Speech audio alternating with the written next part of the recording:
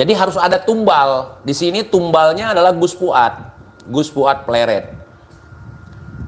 Gus Fuad harus difitnah sebagai PKI. Kemudian Gus Fuad itu diancam dengan memenggal kelapanya lah. Kemudian melaporkan lah, harus ditangkap lah, begini begitu. Nah, kalau menurut saya itu fitnah karangan si Rizik, framingan buatan si Rizik, provokasi buatan Beruk Petamburan, aksi bela Dato, aksi bela Dato, aksi membela Dato. Ada orang main hina Dato kita. Dan mereka berkata, pada saat Habib Rizik memberikan briefing di Madinah, ya, kata dia gunakan HP adalah sebagai senjata, ya. Dan dia instruksikan buatlah fitnah-fitnah yang keji kepada siapapun yang tidak sejalan dengan mereka. Ya, kemudian kalau ada kebaikan dari mereka, ya, dari kaum fundamentalis, jangan diberitakan. Tapi kalau ada keburukan dari mereka,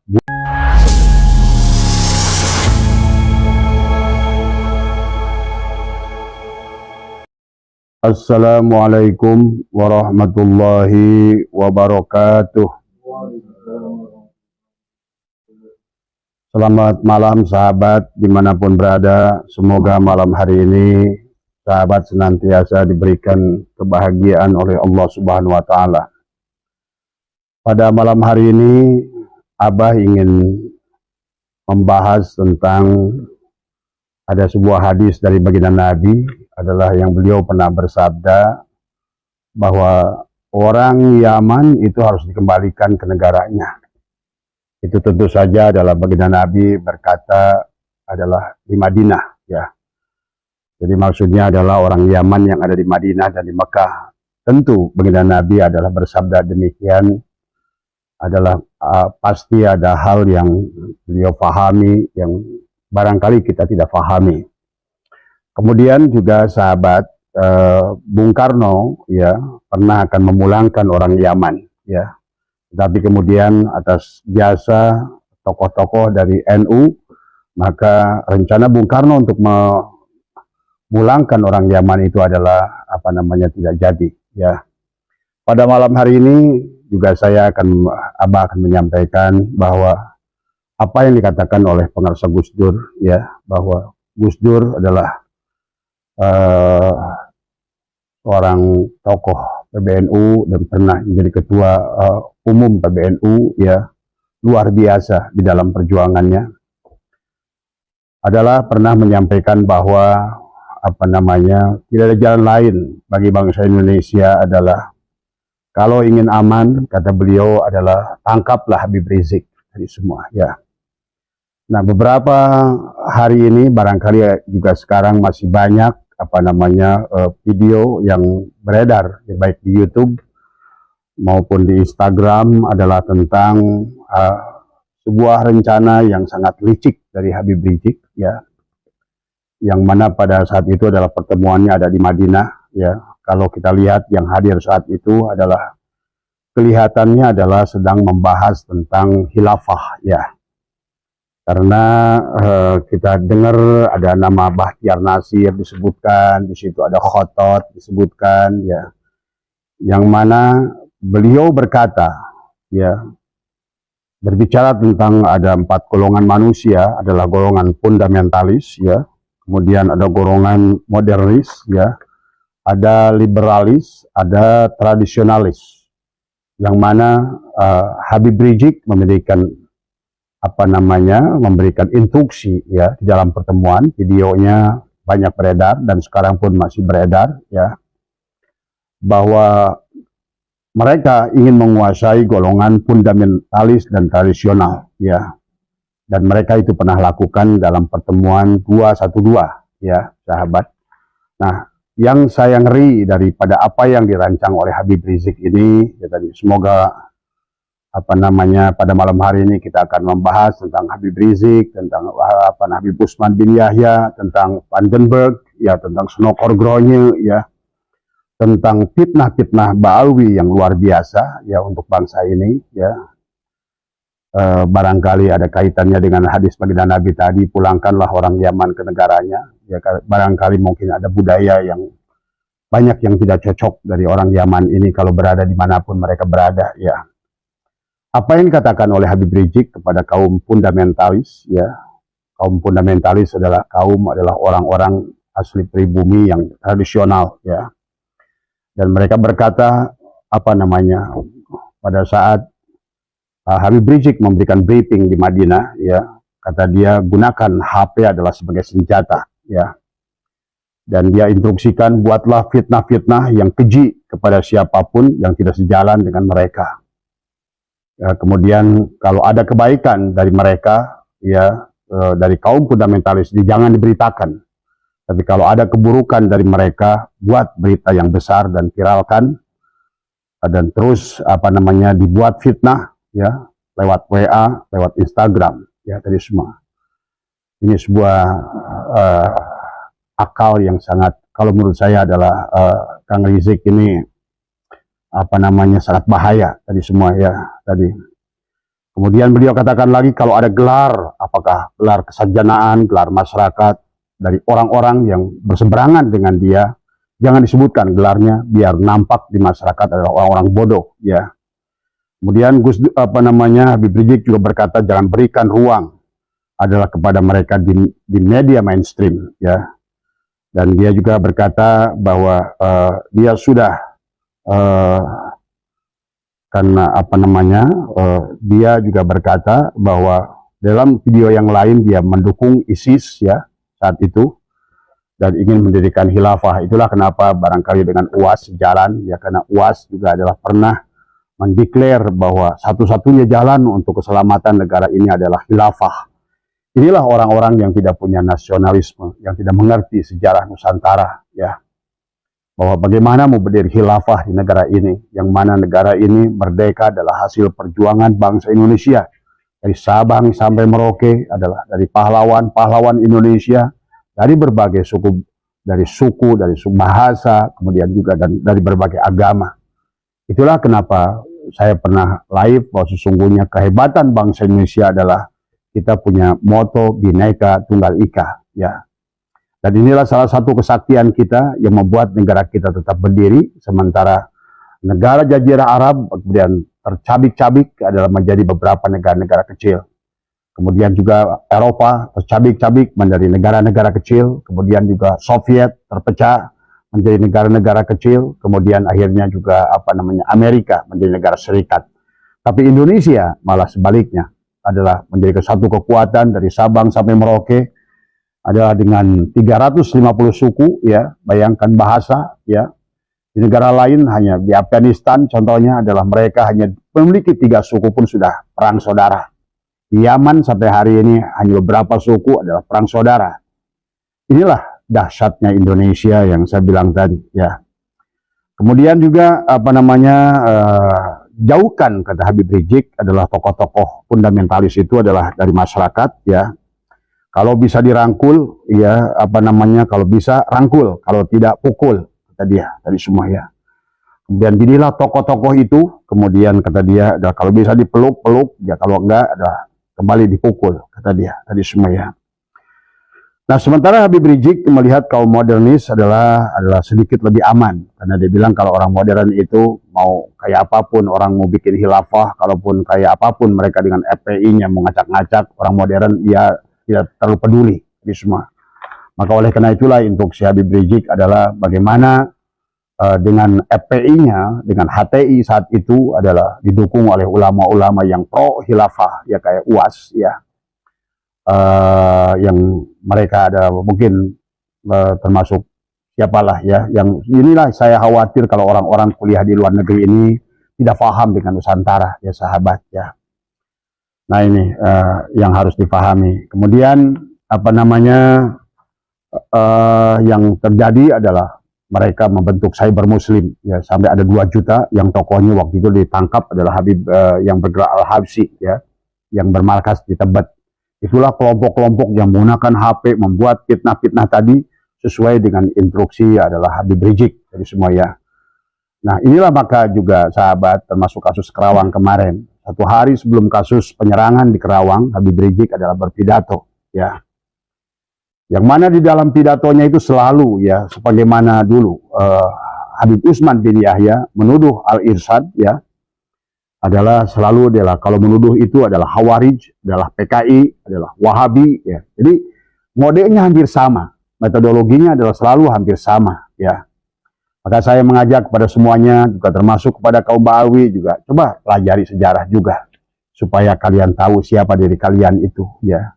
Maka saya juga mengajak kepada bangsa ini, pada siapapun kita dimanapun, marilah kita bangkitkan. Dan mereka selalu berkata tentang apapun kepada siapapun, termasuk Habib Rizik kemarin, hati-hati ada PKI tadi semua. Hati-hati ada PKI. Jadi selalu maka dia berkata asah badik, asah golok, parang, dan siapkan senjata kalian di rumah dan tunggulah perintah untuk jihad. Ini adalah sebetulnya kalau ini sudah ancaman, ya. Seharusnya kepada Kapolri, kepada pemerintah, jangan biarkan. Dan inilah juga yang pernah dikatakan oleh Gus Dur, maka tidak ada jalan lain, tangkap orang ini satu ini. Karena inilah biang daripada segala biang kerok, kerusakan, kerusuhan di Indonesia tadi semua, ya. Dan yang selalu dikatakan adalah menuduh PKI, padahal kita sudah lihat dalam sejarah kelam bangsa Indonesia, PKI yang pernah terjadi tahun 1963-66 adalah semua yang jadi PKI itu Ba'awi, ya, tadi semua. Habib Sukardi di Jawa Timur adalah Habib Muso di Jawa Tengah, Habib Aidit di Jawa Barat, kemudian Habib Barokbah di Kalimantan. Jadi sesungguhnya yang berteriak PKI itu adalah kebanyakan PKI tadi semua. Menuduh tokoh-tokoh NU adalah sebagai PKI. Siapapun yang melawan dia. Karena memang strategi Habib Utsman bin Yahya sama. Jadi kelihatannya memang Ba'awi ini sudah punya metodologi, ya, sudah punya strategi, yang sudah punya rancangan. Yang mana rancangan itu sebetulnya sudah ada dibicarakan dengan Soekarno dan Vandenberg. Ini yang harus dipahami, ya, sahabatnya. Kemudian mari kita sedikit, ya sahabat, jadi kita harus mulai belajar sejarah sekarang, ya. Kalau kemarin saya bicara sedikit tentang nasab, hari ini saya akan bicara tentang sejarah, ya. Karena sejarah ini adalah kebanggaan bangsa. Karena 2 hal yang saya bilang tadi yang dirampok oleh Ba'awi ini adalah, yang pertama adalah mereka adalah menjajah, adalah secara menganggap mereka adalah bangsa kelas 1, kemudian menjajah secara agama, tadi semua membuat doktrin-doktrin palsu. Tapi yang paling menyedihkan, tadi semua saya mengajak, ayo bangsa Indonesia, sadarlah, bangkitlah. Kita merdekakan diri kita dari siapapun, dari penjajahan bangsa manapun, ya. Barangkali inilah kenapa baginda Nabi pernah menyampaikan, kembalikan orang Yaman itu ke negaranya, ya. Nah ini baginda Nabi, kita paham, beliau ini adalah seorang Rasul, tentu berkata sesuatu itu punya dasar, tadi semua, ya. Mari kita lihat siapa Ba'awi ini adalah.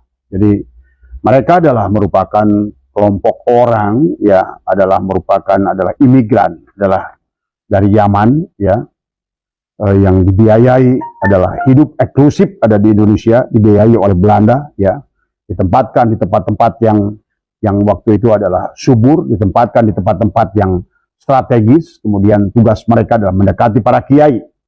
Jadi jangan aneh kalau hari ini para kiai, ya, ompong giginya, kayak Surya Rois PBNU juga sudah mulai ompong tadi semua, ya. Karena tadi adalah memang bayangkan Habib Utsman bin Yahya ini mampu menundukkan Soekarno, Vandenberg tadi semua. Ini memang mereka adalah licik luar biasa. Nah, ini harus dipahami oleh kita bangsa Indonesia. Karena kalau kalian tidak paham sejarah, maka kalian tidak akan mencintai negara ini. Kalau kalian tidak paham sejarah, maka kalian juga tidak akan mencintai pahlawan kalian. Kalau kita tidak mencintai pahlawan kita akan tidak mengerti bagaimana kita mempertahankan kemerdekaan ini. Karena pikirkan adalah untuk anak cucu kita ke depan. Tadi semua, ya. Kemudian yang harus dipahami adalah kita dengan tokoh yang luar biasa tentang Utsman bin Yahya ini, ya. Yang dianggap adalah yang sangat begitu banyak berperan, dan dia menjadi mufti Batavia, ya. Nanti kita akan ceritakan. Maka atas usaha Soekarno, ya, setelah melakukan penelitian, maka Snokrogronya adalah seorang Belanda ya, yang kemudian dia sudah masuk Islam ya. Setelah itu dia melakukan penelitian dan dia mendapatkan penelitian dari Van den Berg ya. Van den Berg ini seorang peneliti. Dia paham betul tentang budaya orang Indonesia dan muslim-muslim Indonesia. Maka setelah penelitian Van den Berg itu adalah mereka mengambil kesimpulan adalah bahwa tiada jalan lain adalah bagaimana menggunakan saat itu ya tokoh sentral yaitu namanya Utsman bin Yahya untuk membuat sebuah fatwa, dan disitulah yang kita kenal ya dengan kitab adalah Manhajul Istiqomah ya, bahkan saya pun punya kitabnya ya, nanti kita akan baca ya kitab Manhajul Istiqomah. Jadi ya, sebetulnya Habib Utsman ini lahirnya di Pekojan tadi semua, dia sudah lahir di Indonesia Habib Utsman ini, tetapi inilah kembali bahwa kenapa dia berpihak pada Belanda, bahkan dia luar biasa mati-matian membela Belanda. Kemudian bahkan pada saat Belanda pun sudah pergi dari sini, walaupun sempat Baalwi ini adalah kelimpungan, maka dia bersandar pada Jepang ya. Bahkan Habib Utsman bin Yahya ini sampai untuk menghormat matahari pun mau. Kan inilah tadi dengan gulden yang sedikit, orang ini dia siap rela melakukan apapun untuk Belanda tadi semua ya. Maka oleh karena itu pahami ya, dalam kitab Manhajul Istiqomah adalah Fiddini wal Salamah ini adalah dijelaskan. Yang mana di dalam kitab itu adalah nanti terutama adalah di halaman 21 ya sampai 24 di kitab itu, saya tadi barusan baca ya sebelum maghrib ya. Dijelaskan tentang 22 fatwa ya yang dicetuskan oleh Habib Utsman bin Yahya, yang mana dalam fatwa itu adalah bahwa perjuangan orang pribumi untuk memerdekakan dirinya adalah gurur. Maka para pejuang saat itu adalah dianggap penjahat oleh Habib Utsman bin Yahya tadi semua ya. Maka dianggap sebagai perjuangan mereka adalah tipu daya setan, jihad orang-orang adalah yang salah, adalah bid'ah yang yang dolalah tadi semua, karena melawan pemerintahan yang resmi Hindia Belanda ya. Tapi dia lupa bahwa sesungguhnya orang-orang yang berjuang untuk negaranya itu adalah orang-orang yang sesungguhnya adalah ingin memerdekakan, bukankah diperintahkan tadi semua ya. Kemudian yang kedua juga Habib Utsman bin Yahya adalah menyalahkan penganut thariqah ya, Sajiliyah, adalah Qadiriyah saat itu, Naksabandiyah, Qadiriyah wa Naksabandiyah ya, Khalidiyah, dan semua thariqat itu dianggap adalah juga gurur oleh Habib Utsman. Thariqat itu adalah dianggap sebagai sesat. Tadi itulah kenapa Belanda saat itu pernah membekukan seolah thariqat dianggap sebagai aliran sesat, yang satu-satunya thariqat yang boleh hanya thariqat Alawiyah. Itulah yang dipegang oleh Habib Utsman bin Yahya. Inilah kong kali kong kerjasama antara Belanda dan feudalisme yang saat itu adalah dari Habib Utsman bin Yahya. Dan luar biasa, Habib Utsman bin Yahya ini sahabat didukung oleh Belanda dengan segala apapun yang keinginannya adalah diikuti ya. Nah kemudian ini yang sangat sedih kepada kita adalah penganut thariqah. Maka alhamdulillah sekarang thariqah sudah mulai bangkit kembali, karena sejak lama bahwa fitnah-fitnah kepada tokoh-tokoh thariqah Indonesia adalah luar biasa yang dicetuskan oleh Habib Utsman bin Yahya. Selain dianggap gurur, maka perbuatan mursyid-mursyid thariqat itu adalah sesat. Perbuatan mursyid-mursyid yang berjuang untuk tanah airnya adalah dianggap jihad, yang adalah merupakan yang gurur. Jihad adalah daripada perbuatan orang-orang yang terkutuk tadi semua ya. Termasuk adalah perlawanan Pangeran Penogoro, kemudian Imam Bonjol, Teguh Umar, Pangeran Hasanuddin, Patimura, Sultan Agung. Ini dianggap oleh perjuangan mereka oleh Habib Utsman itu adalah dianggap gurur. Mereka dianggap penjahat, mereka dianggap ekstremis, mereka dianggap teroris tadi semua ya. Kemudian, nah itulah saat itu karena kedekatan Snokrogronya dengan Habib Utsman. Setelah munculnya, nah inilah sebetulnya kitab inilah. Maka kalau Anda ingin beli bisa beli di Shopee ya, kitabnya adalah yang terkenal adalah Manhajul Istiqomah Fiddini wal Salamah, adalah yang kitabnya berwarna merah tadi semua, dan Anda baca nanti di halaman 21 sampai 24 ya. Di situ dijelaskan tentang fatwa adalah Habib Utsman bin Yahya adalah yang menyebutkan bahwa perjuangan para pahlawan yang kita sebut sekarang pahlawan itu oleh Habib Utsman dianggap penjahat waktu itu tadi semua ya. Jadi banyaknya pejuang Indonesia dari kalangan ulama ya yang menjadikan Habib Utsman dengan kitab itu ya, maka terjadilah pengharaman daripada jihad. Jihad adalah dianggap sebagai perbuatan yang haram karena dianggap sebagai melawan pemerintahan yang sah. Inilah sahabat, inilah juga Rumail Abbas pernah menceritakan masalah ini. Tidak salah katanya Habib Utsman bin Yahya, karena dia memang saat itu negara yang ada adalah Hindia Belanda. Iya, Hindia Belanda datang ke sini kan menjajah tadi semua. Jadi kalau menurut saya Rumail Abbas kurang cerdas memahaminya. Dan Rumail Abbas membenarkan apa yang dilakukan oleh Utsman bin Yahya. Tetap ya, pada saat saya pergi ke Belanda ya, di Belanda itu orang kayak Westerling itu dianggap pahlawan. Di Penogoro itu adalah penjahat. Jadi kalau istilah penjahat dan pahlawan tergantung kita berdiri di mana tadi semua. Pahlawan bagi bangsa Indonesia adalah penjahat bagi Hindia Belanda dan sebaliknya ya tadi semua. Maka kalau menurut saya ada pembelaan Gus Rumail ini adalah sangat ngaco tadi semua ya. Nah inilah yang kena tadi. Jadi dianggap bahwa fatwa Utsman bin Yahya ini dianggap fatwa yang benar karena dianggap bahwa dia adalah seolah-olah adalah karyawan, seolah-olah pekerja daripada kerajaan Hindia Belanda saat itu ya.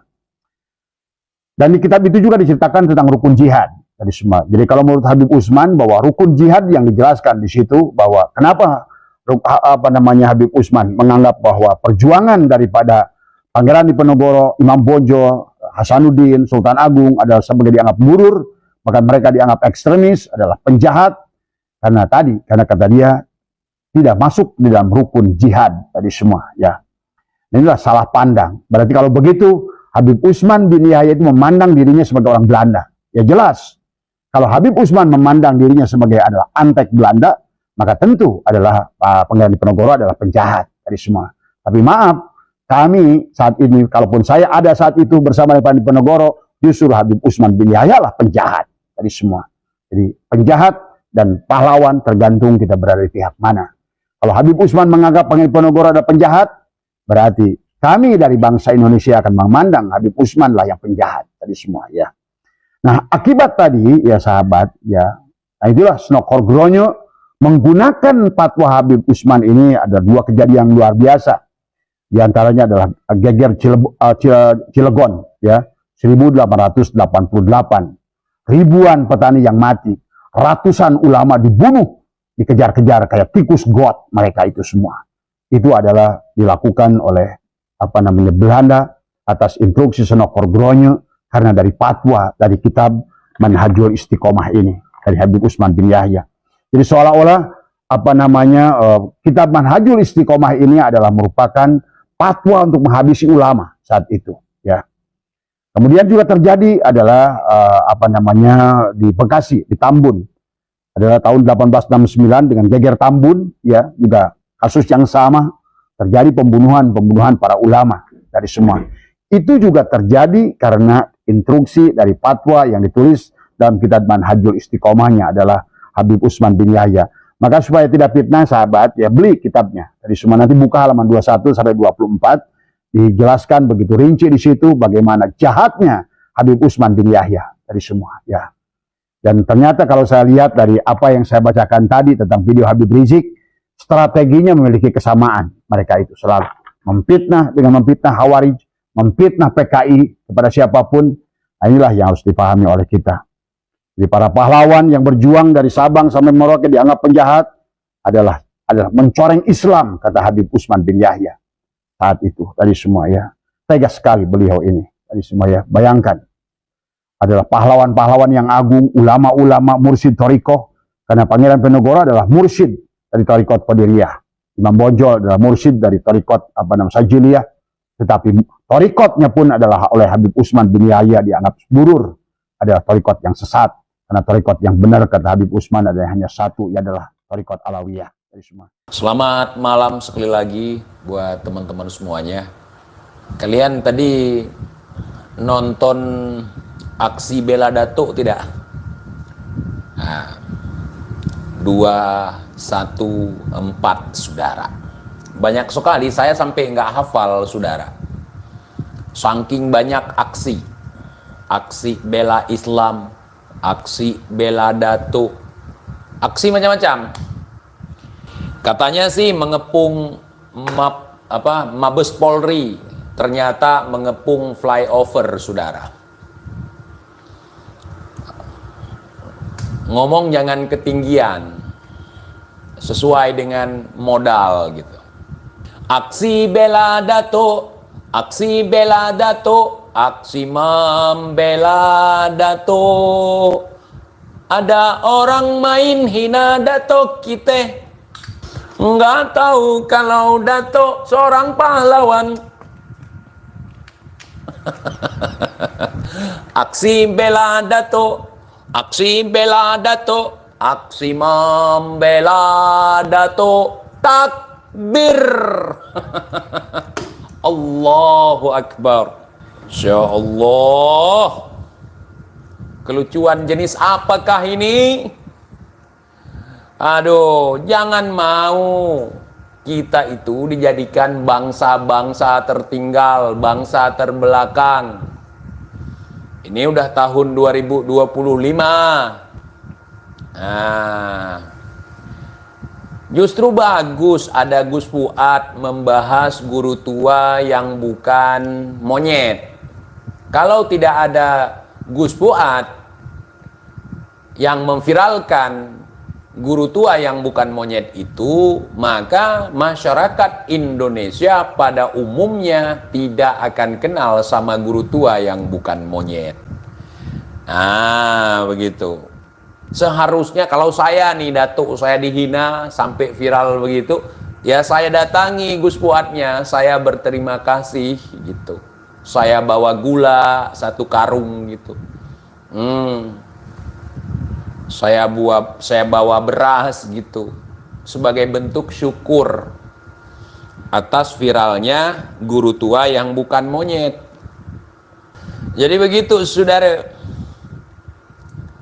Ya begitu. Jadi para habaib itu harus sebenarnya kalau memang orang bijaksana gitu harus berterima kasih kepada Gus Fuad. Kayaknya belum ada datuk siapapun di Indonesia ini yang ketika mengajukan datuknya sebagai calon pahlawan nasional sampai harus demo.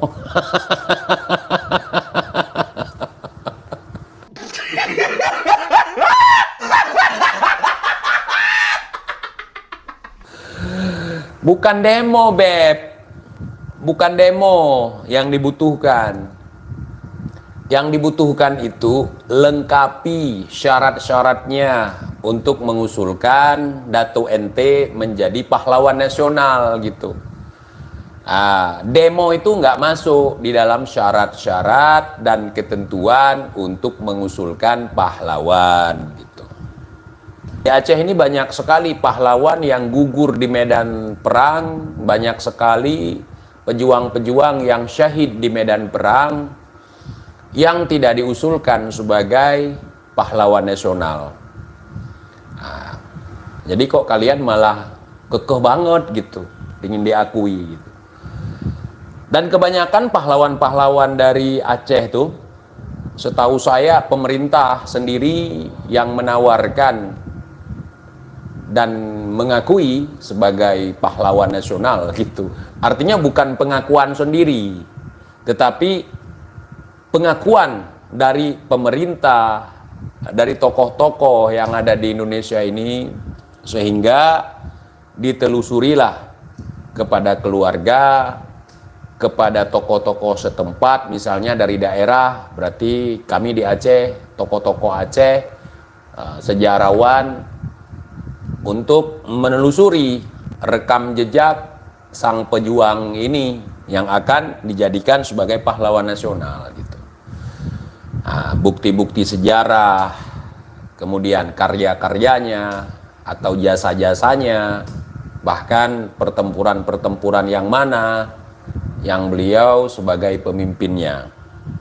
Nah, baik beliau syahid di medan perang ataupun beliau syahid atau meninggal, wafat di pengasingan gitu. Gitu. Ini satu aja datuk orang pakai demo untuk mengusulkan sebagai pahlawan nasional, kemudian ketika masyarakat tidak percaya dia sebagai pahlawan, ngamuk.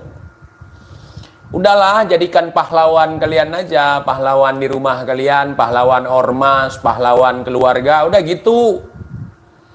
Nggak usah ngamuk. Nggak usah nuntut sana, nuntut sini. Satu biji aja mau dicalonkan jadi pahlawan nasional, ribet banget. Ribet banget. Kira-kira kalau saya ngomong lentik seperti ini mirip sama Bahar nggak? Saya kelihatan seperti banci nggak?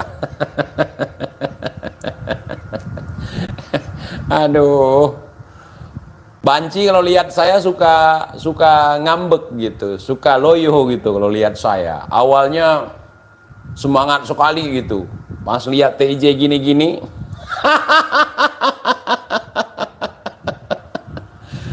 Gimana aksi? Kalian jangan salah, aksi 14 itu bukan sepi. Aksi 14 itu dihadiri oleh makhluk-makhluk tak kasat mata saudara. Oleh makhluk-makhluk astral. Para malaikat, jin, demit, setan, neruo, wewe gombel, tuyul, jin pagar, khodam-khodam. Tadi Al-Imam Fiqihil Muqaddam mampir di tempat saya. Saya tanya, dari mana Dam? Saya pulang dari aksi yang anak-anak ini bikin. Oh, gimana? Rame nggak? Oh, rame. Cuman dari kalangan seperti saya gitu, kalangan astral gitu. Jadi mereka kenapa sekarang ya baru demo?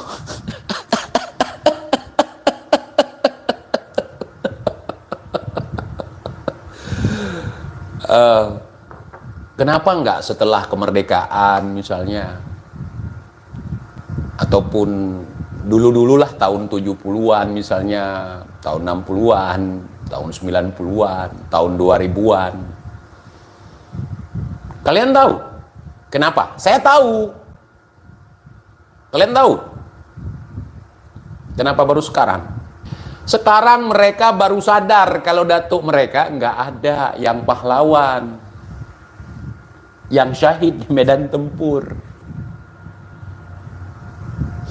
Karena tesis Kiai Imad itu sangat dahsyat sekali efeknya terhadap para habaib. Karena moncong-moncong orang seperti si Rizik, si Bahar dan sejenisnya itu, yang koar-koar datuknya adalah pahlawan, datuknya adalah pejuang, datuknya berdarah-darah. Ternyata tidak ada bukti ketika kita telusuri, saudara. Sehingga tak ada rotan, Bahar pun jadi, akar pun jadi, saudara. Jadi begitu. Nah, kalau ditelusuri sejarah perjuangan daripada wali si guru tua yang bukan monyet itu bakal banyak sekali orang-orang yang seperti itu yang akan diangkat jadi pahlawan nanti, pahlawan nasional ya. Mereka baru sadar ternyata nggak ada datuk kita yang syahid di medan perang, nggak ada datuk kita yang makamnya di taman makam pahlawan, nggak ada datuk kita yang benar-benar pahlawan gitu. Jadi begitu, saudara. Nggak perlu ribet kalau kita mau berpikir. Kalau kita jadi umat ikut-ikutan, jadi umat seperti terong di dalam tampi, mereng kiri-kiri semua, mereng kanan-kanan semua gitu. Ya apa aja ya kita makan gitu, tai-tai kita makan gitu. Kalau saya tidak percaya gitu. Apakah ketidakpercayaan saya akan mengurangi perjuangan seorang tokoh pejuang? Enggak. Nah, enggak, sama sekali enggak berpengaruh gitu. Jadi harus ada tumbal. Di sini tumbalnya adalah Gus Fuad Pleret.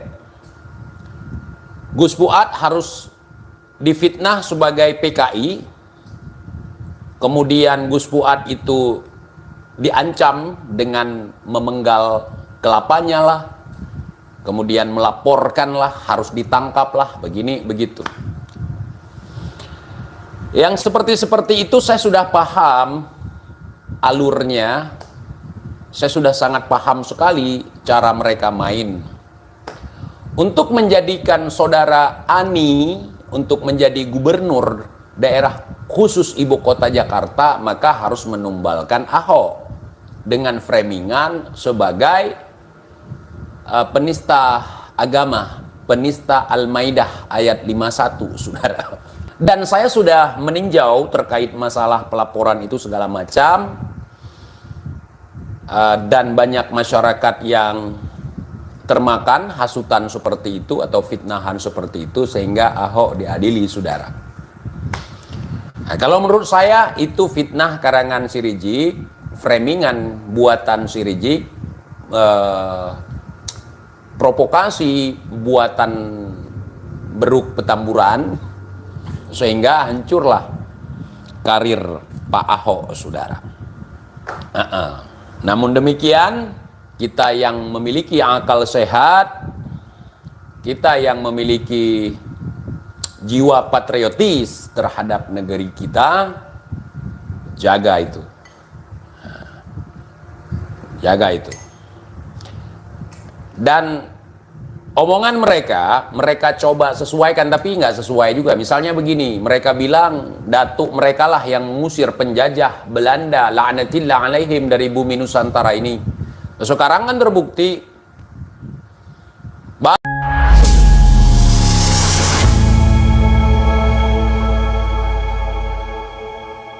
Itulah tadi aksi 2.14 yang terjadi baru-baru ini untuk meminta Gus Fuad segera ditangkap.